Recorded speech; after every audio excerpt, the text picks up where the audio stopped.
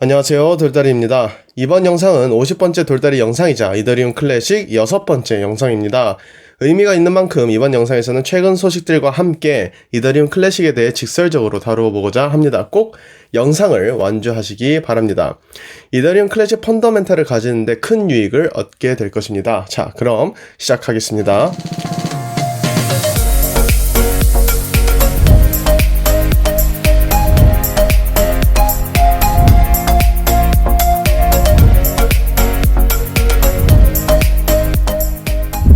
먼저 돌다리 채널은 시청자 여러분의 투자에 도움이 되실 수 있을 만한 정보와 자료를 제공해 드리는데 목적을 두고 있으며 특정 종목에 대한 매수를 장려하고 있지 않음을 말씀드립니다. 최근 있었던 큰 변동을 통해서 느낀 바를 여러분께 공유 드리며 본 영상의 오프닝을 열어보도록 하겠습니다. 2021년 3월 9일 돌다리 채널이 개설이 되고 두 번째 다루었던 영상이 바로 이더리움 클래식이었는데요. 그 당시 저는 사람들의 관심이 없을 때가 기회이며 내년에는 이더리움 클래식을 가지고 있는 사람과 가지고 있지 않은 사람의 차이는 분명히 나타날 것이라고 말씀드린 바 있습니다. 이번 영상에서 다시 지난날을 언급하는 이유는 그때보다 확실히 이더리움 클래식에 대한 관심이 더 많아졌다는 것을 느끼고 있기 때문이죠. 하지만 올해 초보다 몇 배 이상의 가격을 유지하고 있음에도 불구하고 최근 하락한 가격만 보며 가치를 논하는 변함없는 사람들을 볼 수 있습니다. 암호화폐 본질적인 가치 판단의 기준은 가격에 있지 않다라는 것을 재정비할 필요가 있습니다. 여러분이 투자를 진행하실 때 본 영상이 도움될 수 있다면 저는 정말 기쁠 것입니다. 자, 이제 본격적으로 이더리움 클래식에 대한 제 생각을 말씀드리겠습니다. 어디까지나 개인적인 생각이고 조금 직설적일 수 있으나 여러분께서는 여러분의 투자에 있어서 참고하실 만한 부분만 챙겨가시면 되겠습니다. 이때까지 저는 지난 영상들을 통해서 가치 저장 수단으로서의 기능을 설명드렸죠. 그리고 가치 저장 수단이라는 키워드와 가장 많이 맞물려서 소개된 종목이 바로 이더리움 클래식과 지캐시였습니다. 이더리움 클래식과 지캐시 영상을 통해서 가치 저장 수단으로서의 조건들을 다루었죠. 한 번 더 짚고 넘어간다면 가치 저장 수단으로서의 조건은 다음과 같습니다. 희소성, 가분성, 휴대성, 균일성, 검증 가능성, 인지 가능성을 충족시켜야 합니다. 그런데 여기서만 끝나는 게 아니죠. 더 나아가 여기서 토큰을 가치 저장 수단으로 자격을 부여하기 위해 추가적인 조건을 또 충족시켜야 합니다.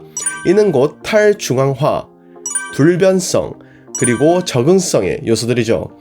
이 부분들은 이전의 이더리움 클래식과 지캐시 네 번째 영상들에서 자세히 다루었습니다. 적어도 그레이스케일 자산 운용사에서는 이러한 조건들이 충족되는 가치 저장 수단으로서 비트코인, 지캐시 그리고 이더리움 클래식을 꼽고 있다는 것이죠. 이 논리는 저도 동감하고요. 종목을 떠나서 우리가 진정한 투자자라면 위 9가지는 이해하고 있어야 합니다. 이게 그냥 넘어갈 부분이 절대 아니라고 생각합니다. 가치 저장 수단으로서 가장 최고봉은 우리가 알고 있는 비트코인이죠. 금을 대처할 수 있는 인류가 발명한 가장 완벽한 가치 저장 수단 말이죠. 제가 비트코인을 영상으로 다루지 않는 이유는 말씀드린 것처럼 인류가 발명한 가장 완벽한 가치 저장 수단이기 때문입니다. 즉 의심의 여지가 없기 때문이죠. 그렇기 때문에 비트코인의 특징들을 닮은 종목들에 대해서 분명 집중해 볼 필요가 있지 않겠습니까? 이전에 지캐시와 이더리움 클래식 네 번째 영상들을 시청하신 분이라면 아시겠지만 그레이스케일 자산 운용사는 지캐시와 이더리움 클래식에 대한 가치 저장 수단으로서의 기능 부분을 소개할 때 항상 비트코인을 함께 언급했습니다. 그리고 그들은 이더리움 클래식과 지캐시를 금 이외로 은이나 백금에 투자하여 귀금속 투자를 다양화할 수 있는 것과 같은 혜택을 제공해주는 종목으로 보고 있죠. 거꾸로 비트코인이 의미가 없다면 지캐시나 이더리움 클래식은 과연 가치가 있을까요? 여기에 더해 비트코인은 POW 방식을 사용하고 있습니다. 그리고 이전에 이더리움 클래식 5번째 영상에서 말씀드렸듯이 탈중앙화라는 경제에서 신뢰 메커니즘은 개개인이 기여할 수 있는 분산형 네트워크로 이동할 수밖에 없습니다. 그리고 탈중앙화가 가지고 있는 특성으로 개개인이 네트워크 기여자가 될 수 있으나 당연히 자신의 기여에 대한 합리적인 지불을 받기를 원한다고 말씀드렸죠. 또한 더 매력적인 보상 체계가 제한되지 않는다면 이런 흐름이 자연스럽다고도 말씀드렸었습니다. 비트코인 또한 초기 탄생부터 지금까지 POW라는 메커니즘을 유지해 왔습니다. 사토시 나카모토가 POW 방식을 고려해서 비트코인을 탄생시킨 것은 POW 방식이 탈중앙화라는 경제 메커니즘의 가장 완벽에 가까운 방식이라는 것에 충분히 설득력이 있다고 생각되네요. 자, 다시 본론으로 돌아와서 가치저장 수단이라는 키워드와 POW 방식을 유지해 오고 있는, 그리고 그레이스케일 포트 안에 담겨진 비트코인, Zcash, 이더리움 클래식을 머릿속에 생각하시고 다음 뉴스를 보실까요? 2018년 2월 7일 그 당시 DCG의 CEO인 베리 실버트는 야후 파이낸스에서 열린 All Market Summit 크립토에서 비트코인, 이더리움 클래식 그리고 Zcash와 같은 소수의 코인을 제외하고는 대부분 다 0으로 돌아갈 것이라고 이야기했죠. 이 영상은 이미 지난 3월 Zcash 첫 번째 영상에서 다루었던 내용입니다. 이제 이 기사의 내용이 확실하게 이해가 되시나요? 더 나아가 베리 실버트가 비트코인 다음으로 구매한 알트코인은 이더리움 클래식이고 2016년에 단돈 0.5달러를 주고 샀습니다. 그리고 이더리움 클래식과 Zcash가 비트코인 다음으로 함께 그레이스케일 자산 운용사 포트에 등재된 것까지 유념해 본다면 더 재미있겠죠? 이 모든 키워드를 합쳐서 보시면 여러분은 어떻게 생각이 되시나요? 이 모든 것들이 과연 우연의 일치일까요? 가장 완벽한 미래 가치 저장의 수단 비트코인이 주목받는 이유 중 가치 저장 수단으로서의 기능, 그리고 이러한 기능이 가능한 Zcash와 이더리움 클래식의 가치를 생각해 본다면 오르락 내리락 하는 가격에 흔들릴 이유가 있을까요? 사실 모든 내용은 지난 영상들에 다 녹아 있습니다. 하지만 핵심을 정리하는 차원에서 저의 생각을 이렇게 전달드립니다.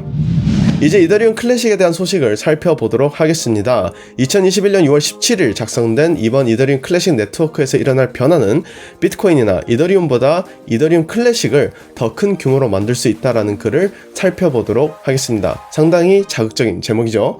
이더리움 클래식 네트워크는 보안을 강화하기 위해 제한된 알고리즘 변화에 얽매여 있었고 네트워크는 과거에 51% 공격에 꽤 취약했었다고 합니다.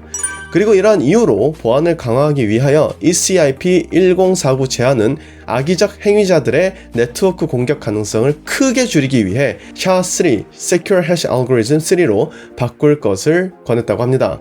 여기서 SHA-3란 앞에서 언급한 바와 같이 Secure Hash Algorithm, 안전한 해시 알고리즘의 준말로서 기존의 SHA-1과 SHA-2를 대체하기 위해 발표된 암호화 해시 함수를 의미합니다.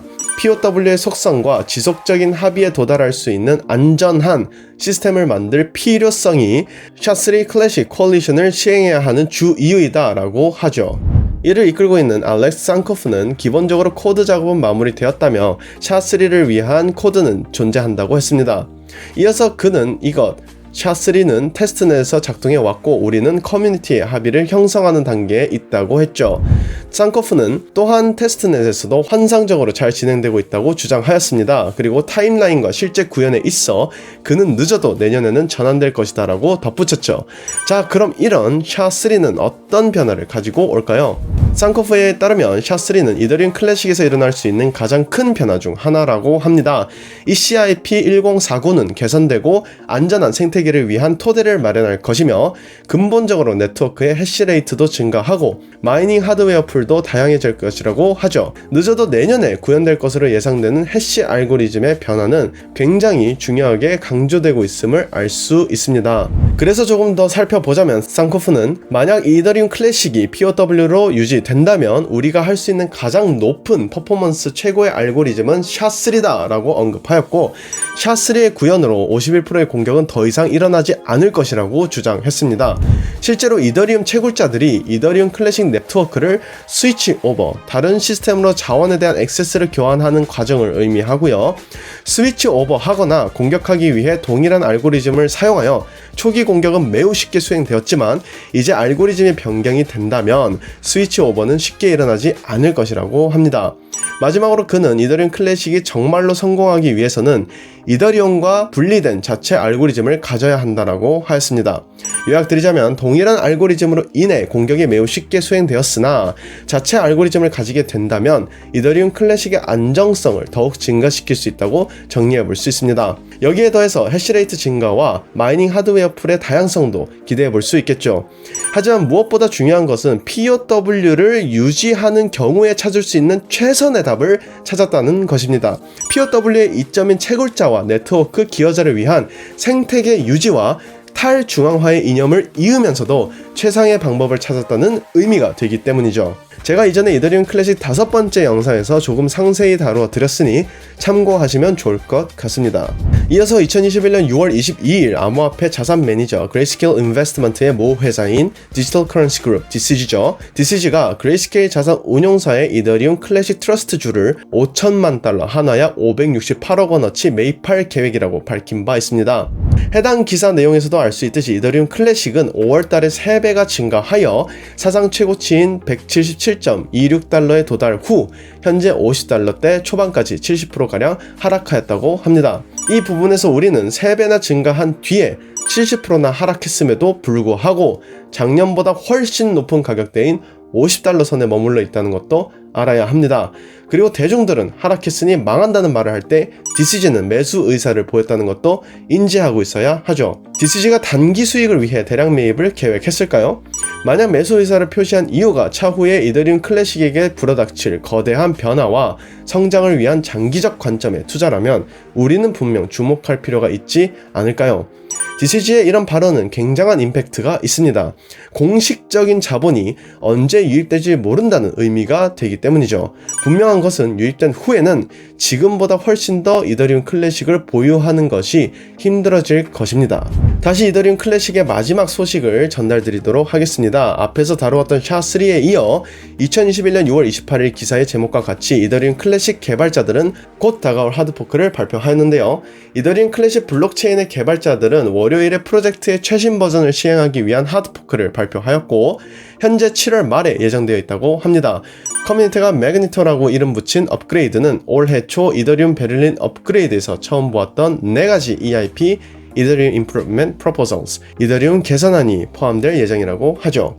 이번 제안은 유저들이 한 번의 트랜잭션으로 주소와 키를 한 곳에 저장함으로써 네트워크의 보안성을 향상하고 가스비를 절약하기 위한 것이라고 합니다. 아무래도 지난 51%의 공격은 투자자들의 신뢰도에 영향을 준 부분도 있었을 겁니다. 그러나 네트워크의 안정성은 지속적으로 향상시켜 나가고 있으며 가스비 또한 더욱 저렴해질 것으로 기대해 볼 수 있습니다. 이번에는 저의 생각과 함께 최근에 있었던 소식들을 통해서 이더리움 클래식이 미래에 가질 수 있는 기회와 본질적인 가치가 어떤 것이 있는지 확인해 보았습니다. 언제나 말씀드렸던 내용이지만 투자는 본인의 확신에서 비롯되는 인내의 기간이며 본인의 선택인과 책임임을 오늘도 강조드리면서 이번 영상 마무리 짓도록 하겠습니다. 지금까지 돌다리였습니다. 감사합니다.